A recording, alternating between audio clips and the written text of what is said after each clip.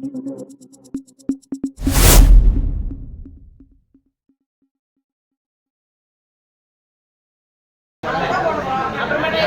குரல் செய்திகள். புதுச்சேரி அங்கன்வாடி ஊழியர்கள் சங்கத்தின் சார்பில் பல்வேறு கோரிக்கைகளை நிறைவேற்ற வலியுறுத்தி எதிர்வரும் 25ஆம் தேதி அன்று பேரணியாக புறப்பட்டு சட்டமன்ற முற்றுகை போராட்டம் நடைபெறுகிறது.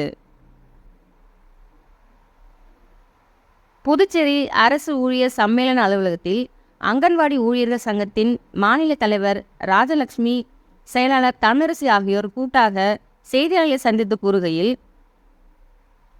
அங்கன்வாடி ஊழியர் சங்கத்தின் முக்கிய கோரிக்கைகளான மாத இறுதி நாளில் ஊதியம் வழங்க கோருவதும், 7வது ஊதிய குழுவின் பரிந்துரைகளை அமல்படுத்துவதும், நிலுவையில் உள்ள போனஸ் மற்றும் பஞ்சப்படி போன்றவற்றை காலத்தோடு வழங்க வேண்டும் என்றும் அவர்கள் கூறினார்கள்.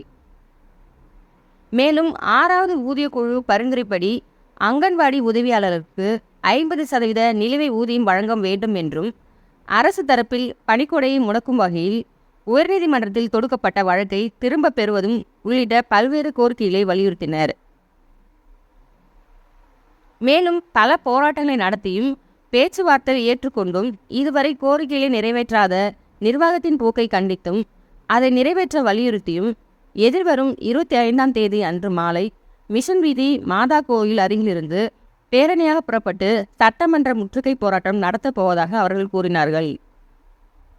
5 வருடங்களுக்கும் மேலாக மாத இறுதியில் சம்பளம் வழங்காமல் இருப்பதற்கான அந்த பிரச்சனையை தீர்த்து போதிய நிதியை ஒதுக்கி இனிமேல் வருங்காலங்களில் மாதாந்திரம் சம்பளம் வழங்க வேண்டும்.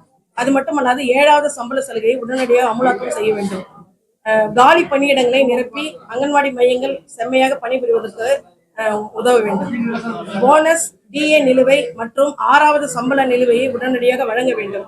பணிக்கொடையை வழங்குவதற்கு நாங்கள் கோர்ட்டில் வழக்கு தொடுத்து வெற்றி பெற்றோம். அந்த பணிக்கொடையை வழங்குவதற்கான போதிய நிதி இல்லை என்று துறை மூலம் தொடுத்துள்ள வழக்கை வாபஸ் செய்து உடனடியாக பணிக்கொடையை வழங்க வேண்டும்.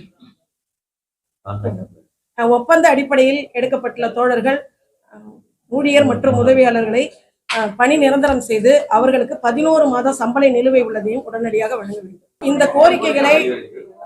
கோரிக்கைகளை வழங்க வேண்டும் என்று வலியுறுத்தி வரும் 25/7/2024 அன்று மாலை 4:30 மணிக்கு மிஷன் வீதியில் உள்ள மாதா கோவிலிலிருந்து சட்டமன்றத்தை முற்றுகையிடுவது என முடிவெடுத்திருக்கிறோம். இந்த கோரிக்கைகளை உடனடியாக அரசும் துறையும் தலையிட்டு எங்களுக்கு நல்ல அறிவிப்புகளை வெளியிட்டால் நாங்கள் இந்த போராட்டத்தை தவிர்த்து எங்களது பணியை செய்வோம் என்று அங்கன்வாடி ஊழியர் சங்கம் சார்பாக தெரிவித்துள்ளோம்.